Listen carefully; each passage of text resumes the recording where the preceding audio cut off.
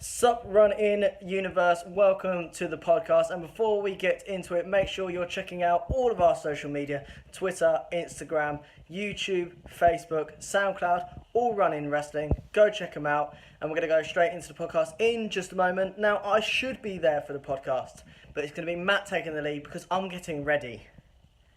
I'm getting ready for the Royal Rumble coming up. And I'm going to be taking that championship off Matt. I'm going to be coming for it, and I'm getting ready at the moment. That's why I'm not there for the podcast at the moment. So for now, I'm going to hand over live from the Run-In Studios in Leicester to your Run-In Wrestling predictions champion, Matt. Take it away. Cheers for that, Ryan. But you are not taking my championship away from me. It is my championship for a reason, because you suck at predictions and I'm the best in the world at what I do. So, yeah. Hello, Running Universe. It is me. It is your RIW champion, Matt. How are you all doing today? We've got a few topics to talk to you about today. Ryan isn't here, as he's just said, but we've got enough to talk about, haven't we? We've got Paige's injury or retirement. We don't know what's going on with that, so I'll be going in depth with that a little bit. I say in depth, all the knowledge I know. Also going to be talking about the WWE United Kingdom Championship and how we'd like to see the WWE UK scene develop on the network or shows wise. And we're also going to just talk about the UK scene today. We're just going to talk about how, like, promotions like Progress and ICW and Defiant are all doing their different thing to make British wrestling stand out. It's going to be interesting. It's definitely not going to be that long, but let's dive right into it. Let's just dive right into it. Like, Paige's injury / retirement, where did that come from? Like, none of us were expecting it. Like, if you haven't heard, Paige is potentially facing retirement from in-ring competition from WWE. And that is quite a shock. That shocked the system, Undisputed Era. So let's just go right into it. PW Insider was the first to report it, I believe. So what's the story? Been lots of talk recently about Paige missing the first ever Women's Royal Rumble match, with reports suggesting she may be facing another prolonged spell on the sidelines, having just recovered from a serious neck injury. This is all from Sportskeeda, by the way. I'm not going to put links in the description because I'm lazy. But so in case you didn't know, Paige was injured during a 6-woman tag team match last month at a New York house show, which the match was stopped. I watched a video. There is a video which will be on our Twitter. The video's brutal. It's horrible to watch. You see Paige struggling to get back up. You can see her trying to get feeling back into her hands. She can't. Tries, stands up. She falls down. It's actually terrifying. But yeah, medical staff was required and a stretcher was called out. But Paige was able to walk to the back, hinting initially that the injury may not be too serious, but the reports following had hinted a lengthy spell on the sidelines, with WWE and Paige being pretty quiet on the matter until now. So, yeah, it was pretty bad. Like, so Paige was taunting after she threw Sasha into the corner, throwing Sasha Banks into the corner. And yeah, Sasha does her thing, kicks her in the back, but it's a full-on, like, holy mother of God kick. Like, and you see Paige's neck jolt back, and you just see Paige eat nothing but the mat. It is scary to watch. Like, it's mental. So the heart of the matter. Well, Paige has finally taken to Instagram to confirm the injury. Apparently.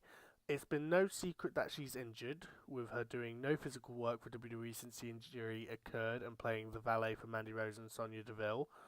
But speaking about it on social media, seems to have confirmed the worst, that she'll be out of action for a long time. So, if you don't follow Paige on Instagram, she posted a picture of her on the turnbuckle, kind of bending over it, kind of showing a bit of cleavage, sticking her ass out, and with the caption, "The comeback is always stronger than the setback." But the setback might be retirement. Let's just go into this, because like Daniel Bryan was also forced to retire from in-ring competition from WWE doctors, and it's just mental that like another superstar so soon is also facing early retirement because of an injury. Like Daniel Bryan's been not retired for 2 years yet, I believe. I think it's coming up to 2 years. Let me have a little Google here on Run-inWrestling's computer. So yeah, I'm becoming like Ryan, Run-inWrestling computer. Yeah, so Daniel Bryan has almost been retired 2 years. Because he retired on February 8th, 2016. But yeah, it must be heartbreaking for Paige, this injury coming at this time, with like the women's Money in the Bank taking place last year, and then the women's Royal Rumble coming up on the 25th of January. It's mental. Like Paige is one of the first women who got called up from NXT to make such an impact on the women's roster that it's she's probably gutted. She probably is gutted that she missed the first women's Money in the Bank match. She's definitely going to be gutted about missing the first women's Royal Rumble match. But like, what else could she miss? She could potentially miss a women's Elimination Chamber. Well, another women's Hell in a Cell. Women's Steel Cage, women's tables matches, women's TLC matches, you name it. Women's Inferno matches, like there could be all sorts. Let's not do a women's Inferno match. Their hair product might get lit more than the actual match itself, which says a lot about WWE's booking. Anywho, no digs at WWE. But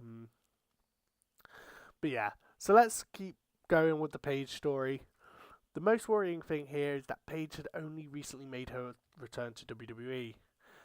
Serious neck injuries and neck surgery caused her to miss months, maybe even near to a year's worth of programming.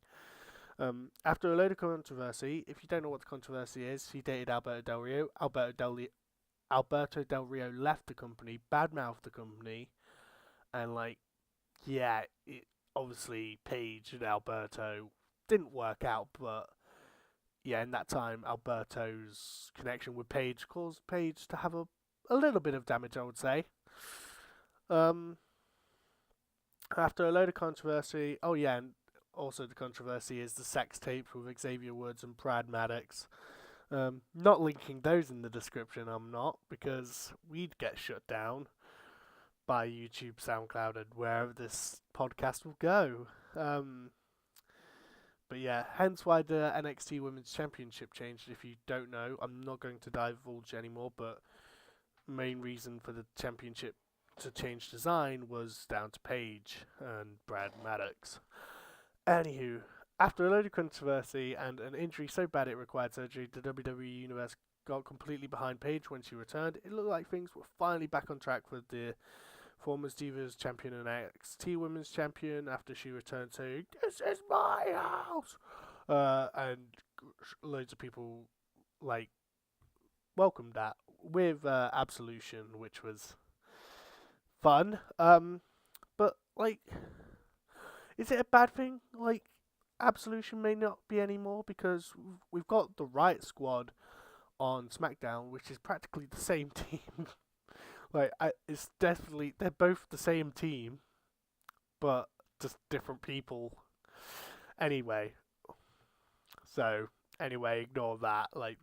I'm just talking nonsense just to try and fill time. It's like those people who are at university just typing sentences like, olive oil is so great because the olive oil in this, something like that. Basically, just trying to fill. I'm looking for filler here. Anyway, what's next for Paige? Paige is still confirmed as a participant for the WWE Women's Royal Rumble match, with nothing from the company to say otherwise. But WWE could completely ignore the news and replace her on the night, or they could just be giving Paige as much time as possible in case the injury isn't as serious as first thought. But Paige's comments today indicate it doesn't look good. So, WWE, being WWE, don't want to announce anything too soon. Basically, I'm thinking they're learning from the Daniel Bryan case, and they don't want to announce a retirement too soon if she is able to compete in a ring. Because Daniel Bryan's looking like he's going to be able to be in a ring again. If it's not WWE, it's definitely going to be Ring of Honor or Bullet Club's head show All In on September 1st, because Bryan's contract ends in August, I believe, of this year, which leaves All In ready for Bryan to go in and face Cody Rhodes or Kenny Omega and just fuck shit up. It'll be amazing. Anyway, so this is the author's take on this Sportskeeda article. I forgot the word there. It's never nice to see a WWE superstar get injured, particularly one who's so young, with plenty of promise seemingly suffering a setback after setback. Paige came into WWE with a crazy combination of both youth and experience. It looked like she'll be a mainstay on the roster for a long time, but an unfortunate series of events has killed any momentum she's gathered over the past 2 years. We hope for Paige's sake that the injury isn't as bad as initially feared, and we wish Paige all the best on what will hopefully be a speedy recovery. I agree with what authors take. We hope Paige gets back into the ring here running and able to win the women's championship, because she's not won the women's championship yet, and it'll be nice to see her win the collection and join Charlotte on the list of people who won the Divas, the women's, and the NXT women's. That would be a nice thing for Paige to do. I'm gonna watch the video myself and just like react to it, because it's just so brutal. Like just seeing Sasha do that double-ended kick and Paige just shaking her hands, just trying to get that feeling back. It's just so uncomfortable to watch. And Sasha's crawling over to her corner where Mickie James is, but Paige just can't even get to Sasha without collapsing. And the referee throws the X's up, which is very rare to see in WWE, obviously, because the X is the sign of injury. Doctor, get the fuck out of here. Like, we are in serious shit here. And yeah, Paige just, it just looks like Paige is in discomfort. Mickie James showing some serious concern as she gets into the ring. But the referee made the right call by ending the match there, and it was just, yeah. Anyway, I've spent a good 12 minutes-ish talking about Paige here. So my personal take from it is, like, this seems like WWE, I've always thought, wanted to get rid of Paige ever since she got with Alberto Del Rio. But because obviously the triumphant return and the merch sales and all that behind Paige kept her in the WWE loop. This seems like another potential setback for Paige and WWE's relationship, because WWE have been very, very patient with her. And like, because, yeah, she is one of the youngest stars on the roster. And it's just crazy, WWE and Paige's relationship. If you look back over the past year that they've had, like Alberto Del Rio, the sex tapes, it's been a shitstorm for Paige, and this is just the icing on top of the cake for Paige at this point. It's not a nice icing on top of the cake, but it's definitely a cake no one wants to eat or choose from the cake shop. Definitely.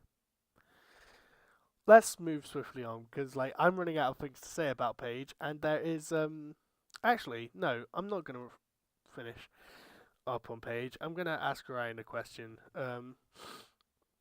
So Ryan, my question to you: Paige, is she retiring? Is she back on the shelf?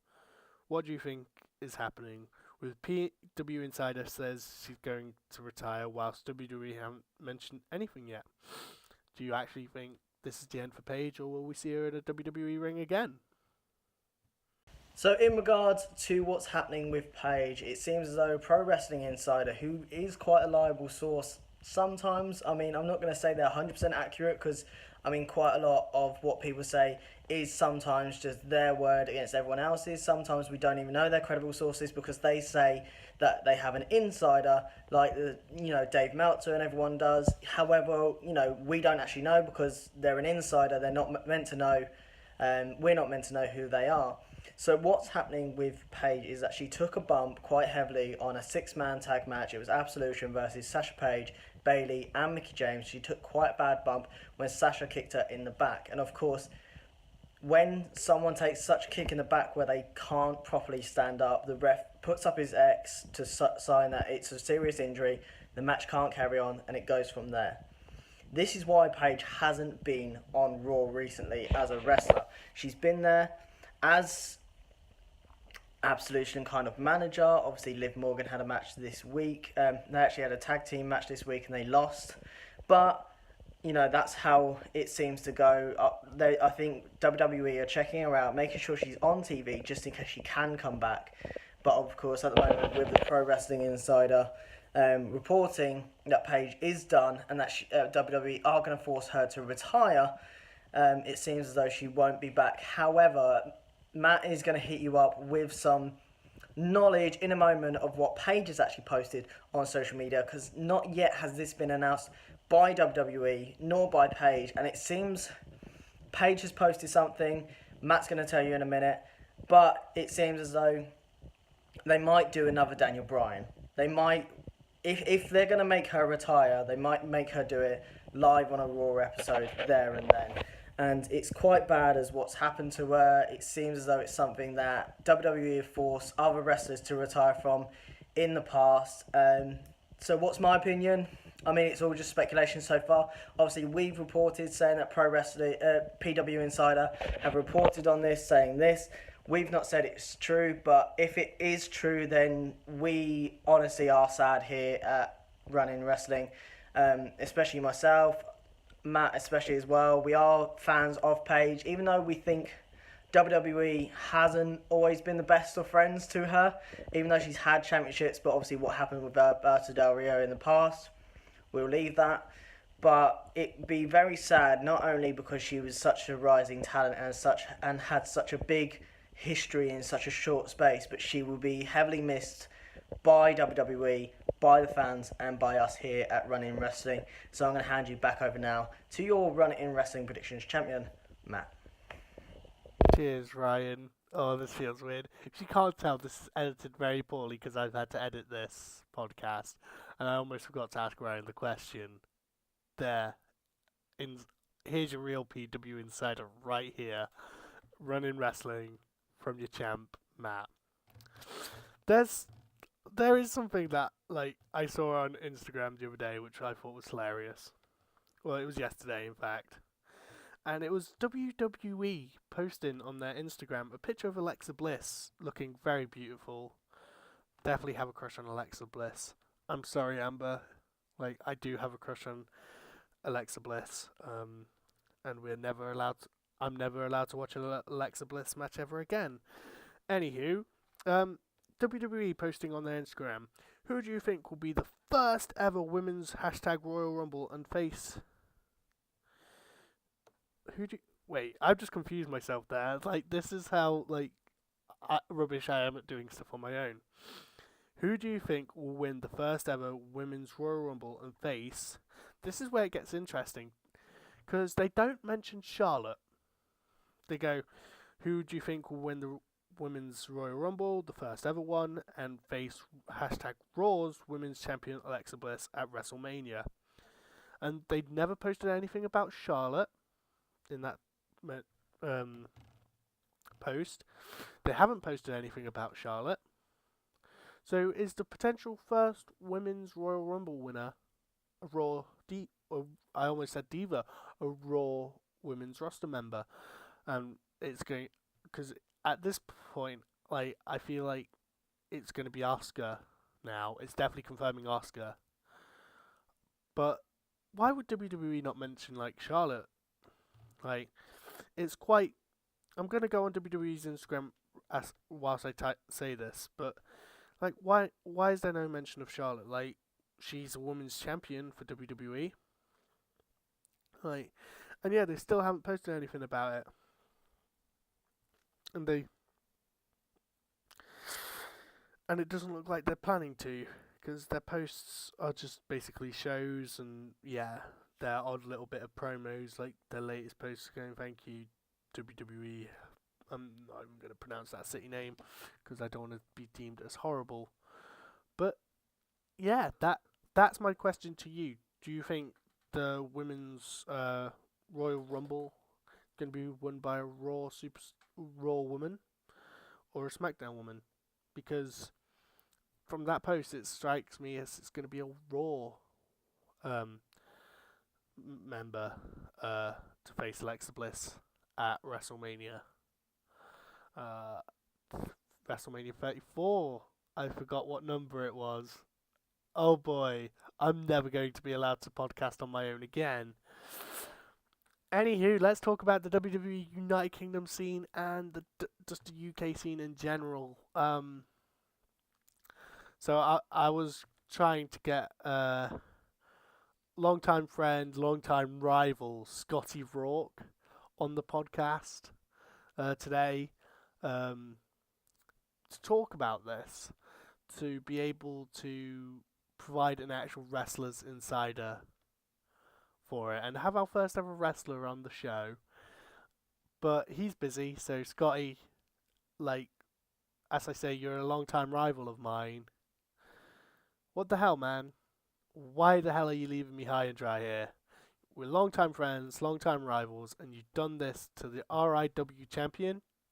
I'm not going to forget it, for one. And two, I still expect you to accept my challenge from 2 years ago of a wrestling match. Yeah! Anyway, enough of like me cutting promos to actual wrestlers and friends. The UK scene, it's absolutely popping at the moment. Like tonight, so I'm recording this on the 14th of January, so this should go up tonight. So tonight is Joseph Connors versus Pete Dunne for the WWE United Kingdom Championship at Progress event in Pete's hometown, which is, let's face it, Pete's going to retain. Like, WWE aren't going to let the championship change hands not on WWE television.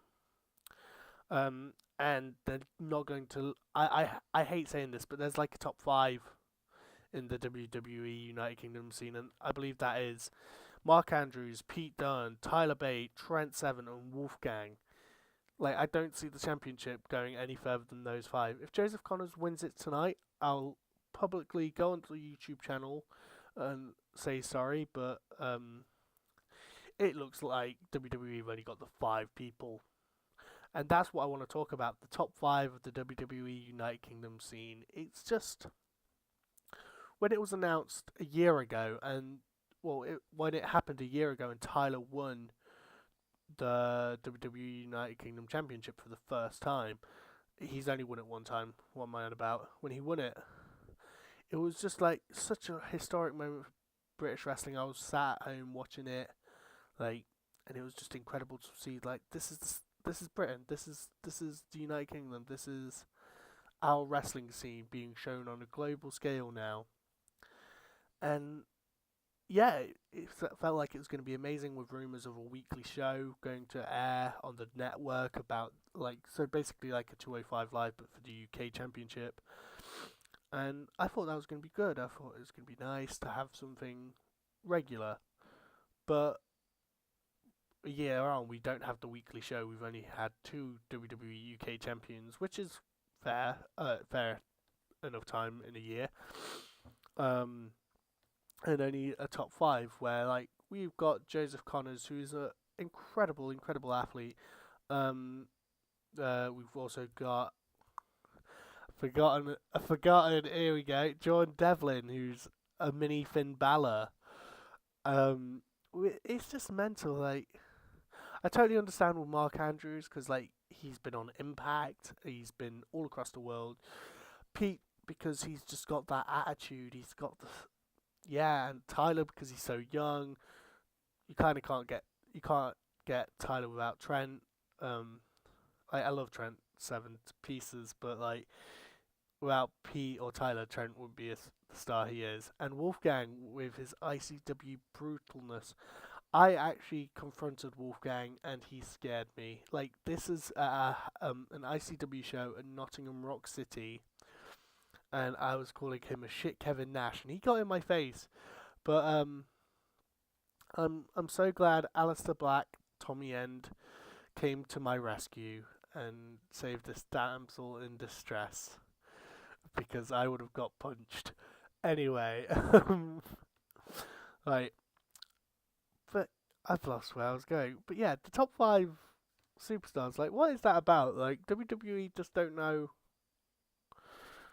I don't know. I don't know what's happening. Like, there's more to the UK scene than those 5 stars. Like, we've got Zack Sabre Jr., who's such a technical wizard. Well, so's Pete and Tyler, but Zack Sabre Jr. on a whole new level. And we've got like Marty Skrull, who's mixing it up in Japan at the moment with Will Ospreay.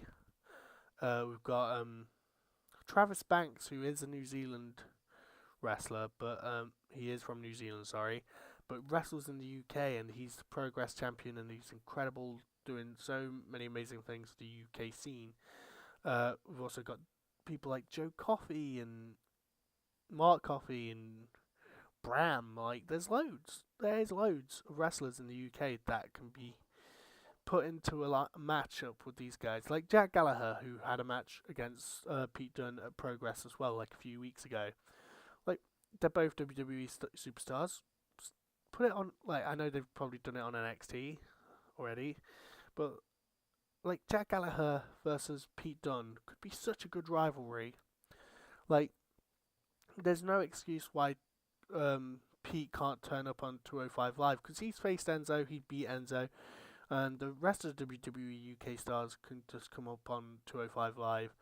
Like, there's so many like stars on the UK scene that just stick them on these shows and give them more a name, so when it comes up like on an NXT takeover show or pay-per-view or a pre-show or Raw or SmackDown or an like NXT show, people will be like, actually, I like this guy. I don't know who he is.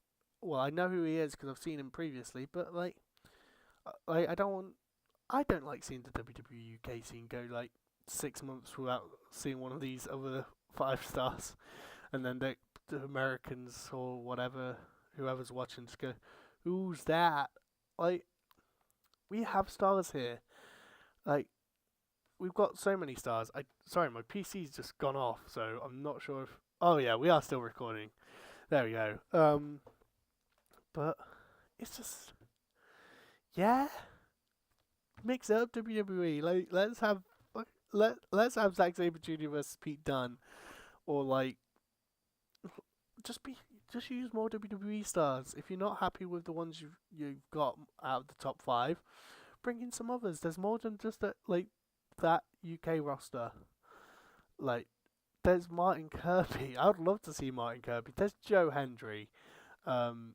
There's Grado. I would personally love to see Grado on on WWE television, going toe to toe with Kane, because that would be funny. Or Stephanie. Grado would be great for WWE television. Definitely give him a skit with Kevin Owens and Vince McMahon, please. Anyway, enough about WWE UK scene. Let's talk about the actual UK scene. We've got Progress, which me and Ryan are going to on May 7th, I believe, at Ali Pali. Can't wait. Gonna be good. And yeah, gonna be a good night, because I'm planning on getting very drunk and chanting ridiculously ridiculous things. Anyway, the UK scene. BWR is a brand new promotion which Scotty Rourke wrestles for. I'm going to cover BWR because I think they've not been around a year, and yet they've already got new champion. Like they've got tag team championship. Uh, the world. They've got a heavyweight championship. So anyway, they've just released a new design for their heavyweight championship because they had like their logo in the middle before, and then they got a completely new championship. I was like, okay, I've never been to one of their shows. I want to. It looks amazing. So at their upcoming. Oh no, this is not upcoming. Oh yeah, yeah, it is. It's upcoming. It's on Friday, 19th of January. This is completely unsponsored plug. BWR Ignition, including Joseph Connors, Bubblegum, Mark Andrews, Aisha Raymond, Drew Parker, Tom Weaver, Lana Aston, Tyler Devlin, and many more. But like, there's tag team matches. It's like the resurgence. Like, this company hasn't been around a year yet, and they've already made a massive, drastic change to the British wrestling scene. I'm sorry, I'm not. I don't know what I'm like. I know what I'm talking about, and then I also kind of get confused by myself. Anyway, like, they've not been around a year. They're already going into they've already got a venue confirmed for March, where they are like, wrestling hasn't been a thing there for many years, and like, just by many years I mean like, we're talking about the years where Andre the Giant, Bret the Hitman Hart, and many others came down to wrestle in the UK, and this is Cleethorpes, and they've got that venue, and they've gone from like selling it. They've sold out pretty much every show, I believe.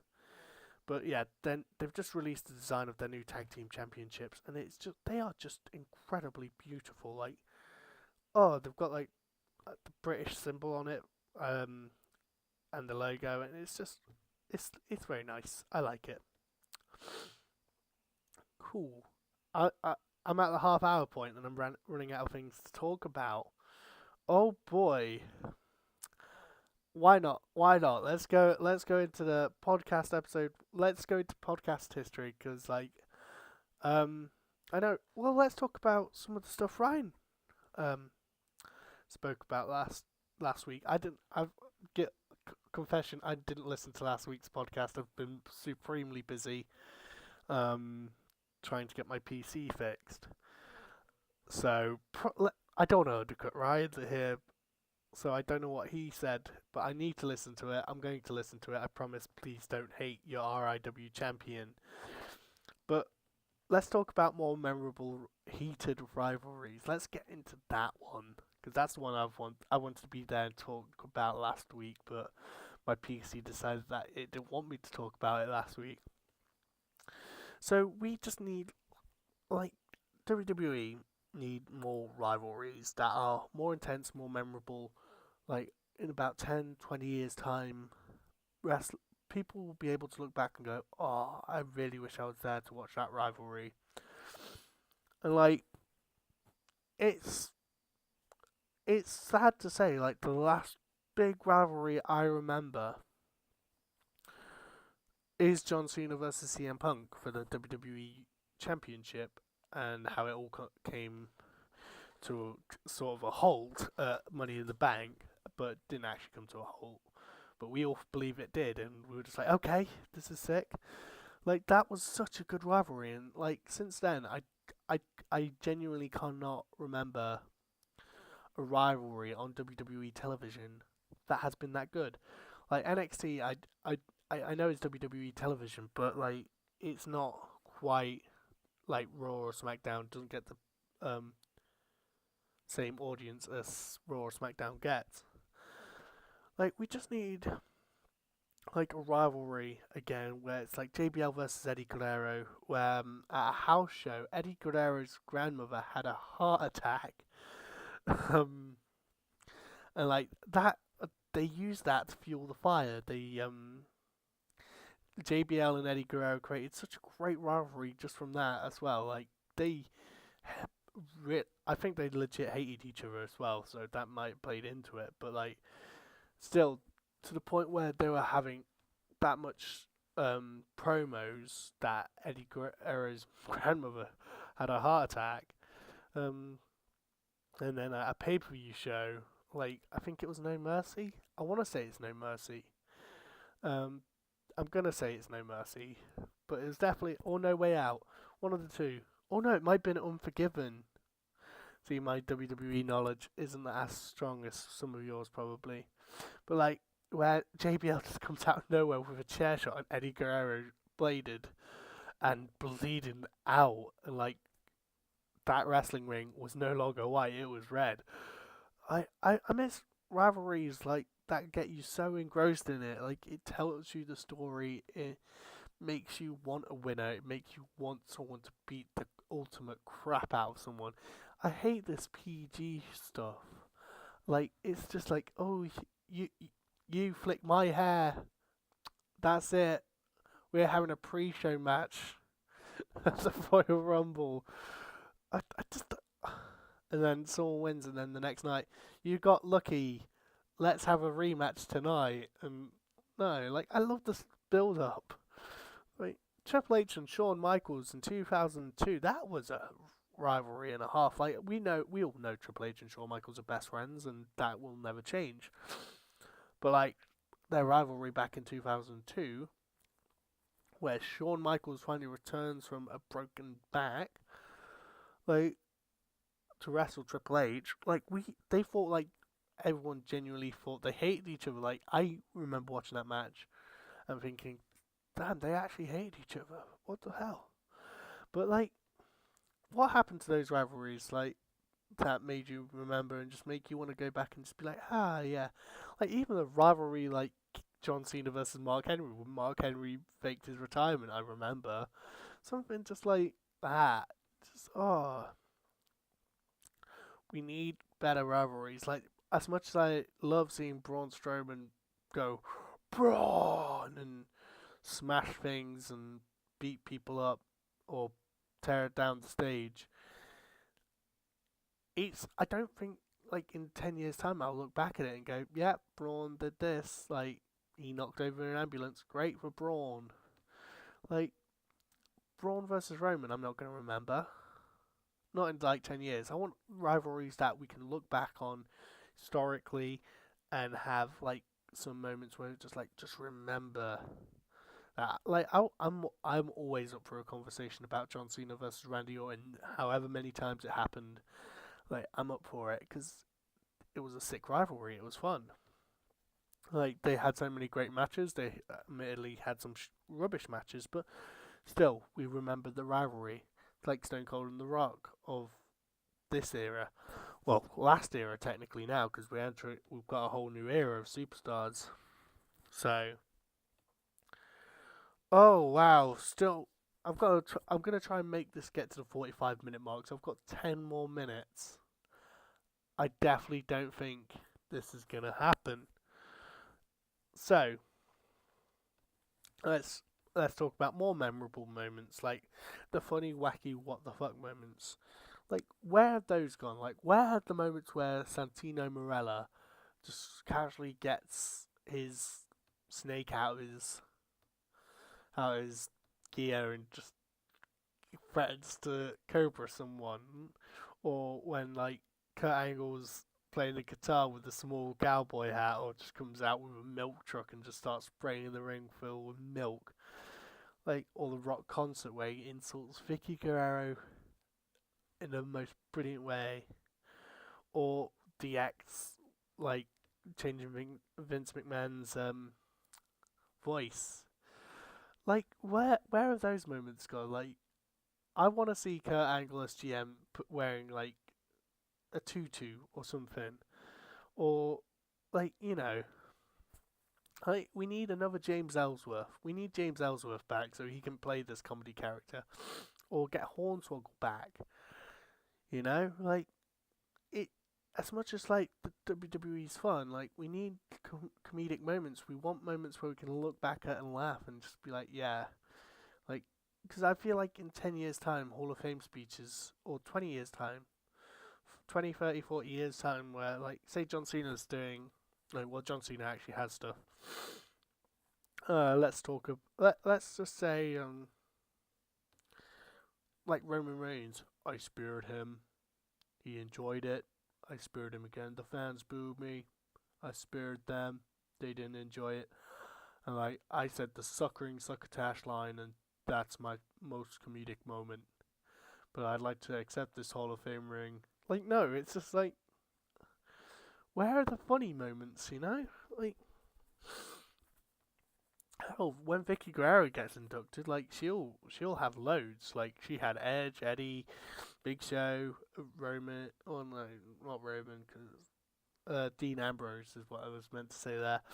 But, like, Dean Ambrose has funny moments, but he's, like, WWE don't know what to do with Dean Ambrose, I don't think, because they drifted him into the serious, I'm a badass, I can beat up anyone and take on anybody attitude, and then sometimes he has this jokey attitude, like, he just don't care. Like, WWE, just find him the right place. Like, Dolph Ziggler, like, such a great wrestler, yet has comedic moments, but they're not great comedic moments. It's just weird. Hall of Fame speech is going to be weird in 10 years' time. Like, you want to be able to look back on a superstar and laugh, and be able to laugh with them at a moment that we all shared on television. Like, oh, it's just so weird.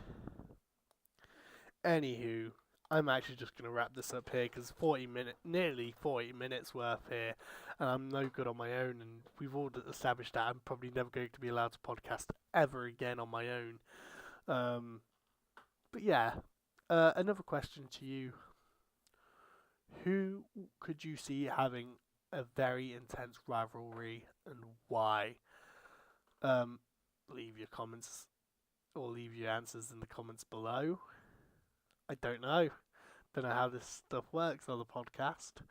But yeah, just let us know. You can make sure you follow Run-inWrestling on Twitter, Facebook, Instagram. Stay up to date with all the latest happenings. Our Rumble predictions will be out on January. Is it January 25th? Oh, that's embarrassing. Ignore January 25th. It's January 28th for the Royal Rumble, and our predictions will be out on January 26th. I don't know why I thought January 25th was the Rumble, so I do apologise, correcting myself now. But on January 26th, our Rumble predictions will be out on our social media platforms, where you can play along with us at home. The championship, however, will not come to you if you beat me in prediction scores. That's only between me and Ryan. But anyway, Ryan, you are not getting your hands on the championship at the Rumble, because that championship is mine, and the design for the championship will be revealed at the Rumble. And I say, have a good day. Good day to you all.